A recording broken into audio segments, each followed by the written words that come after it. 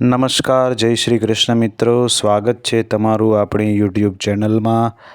આજના આપણા આ વિડીયોમાં 2024માં થનાર બીજા ચંદ્રગ્રહણ વિશે આપણે વાત કરવાના છીએ, જે ભાદરવા મહિનાની પૂનમના દિવસે થવાનું છે. ચંદ્રગ્રહણ મુખ્યત્વે 3 પ્રકારના હોય છે. ચંદ્રગ્રહણમાં ચંદ્ર અને સૂર્યની વચ્ચે જો પૃથ્વી આવી જાય તો ચંદ્રગ્રહણ થાય છે. એમાં મંદ ચંદ્રગ્રહણ છે, આંશિક ચંદ્રગ્રહણ છે અને પૂર્ણ ચંદ્રગ્રહણ છે.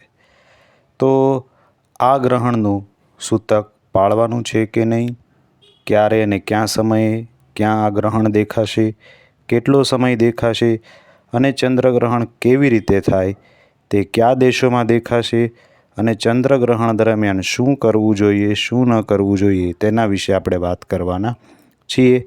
તો આ વિડીયોમાં અંત સુધી મારી સાથે જોડાયેલા રહેજો, જેથી તમામ માહિતી હું તમને આપી શકું. અને જો ચેનલમાં નવા હોય તો ચેનલને સબસ્ક્રાઈબ કરી દેજો.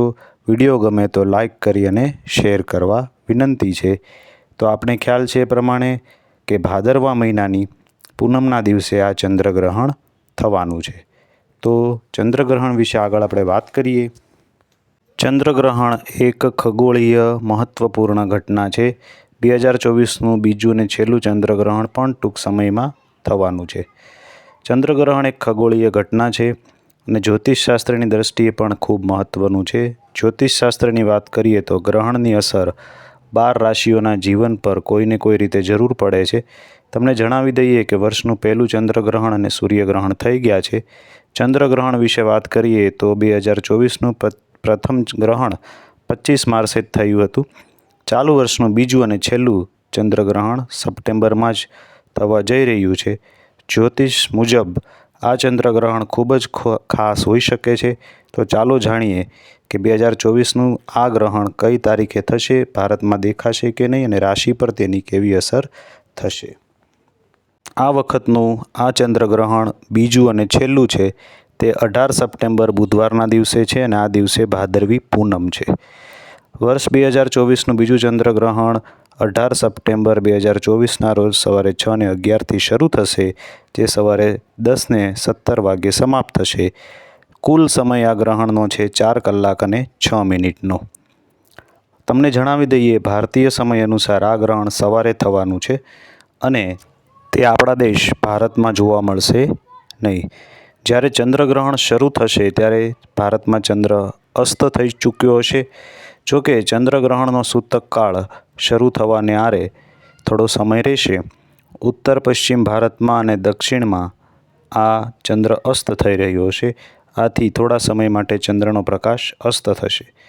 સૂતક કાળની જો વાત કરવી હોય તો જ્યોતિષશાસ્ત્ર અનુસાર ચંદ્રગ્રહણનો સૂતક કાળ ગ્રહણ શરૂ થવાના લગભગ 9 કલાક પહેલાં શરૂ થઈ જાય છે, પરંતુ ભારતમાં આ ગ્રહણ દેખાવાનું નથી, તેથી સૂતક કાળ પાળવાનો રહેશે નહીં. આ ગ્રહણ ભારતમાં જોવા નહીં મળે, પણ યુરોપ, એશિયા, આફ્રિકા, ઉત્તર અને દક્ષિણ અમેરિકા, પશ્ચિમ એટલાન્ટિક, હિન્દ મહાસાગર, આર્કટિક અને એન્ટાર્કટિકામાં જોવા મળશે. હવે જોઈએ જાતકો માટે શુભ રાશિફળ, ચંદ્રગ્રહણ માટે રાશિફળ. ચંદ્રગ્રહણ દરમિયાન ચંદ્ર મેષ રાશિમાં બિરાજમાન રહેશે. આવી સ્થિતિમાં અમુક રાશિના જાતકોને કેટલીક સમસ્યાનો સામનો કરવો પડી શકે છે.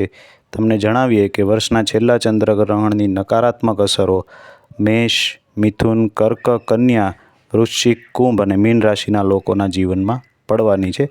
સાથે જ વૃષભ, સિંહ, ધનુ રાશિ, મકર રાશિના જાતકો માટે આ ચંદ્રગ્રહણ શુભ સાબિત થઈ શકે છે.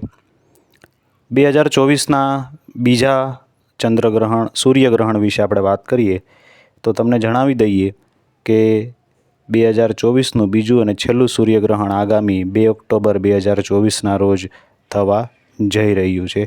આ સૂર્યગ્રહણ રાતના સમયે થવાનું હોવાથી સૂર્યગ્રહણ પણ ભારતમાં જોવા મળશે નહીં.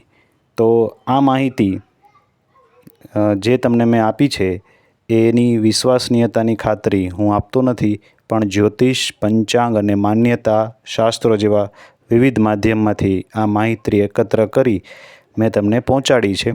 મારો ઉદ્દેશ્ય માત્ર માહિતી પહોંચાડવાનો છે, તમને સાચા સાબિત થવાની પ્રમાણિકતા આપી શકતો નથી. તો કૃપા કરી આનો ઉપયોગ કરતાં પહેલાં સંબંધિત નિષ્ણાંતોની સલાહ લેવી. ફક્ત આપણે માહિતી પહોંચાડવા માટે આ વિડીયો બનાવી રહ્યા છીએ.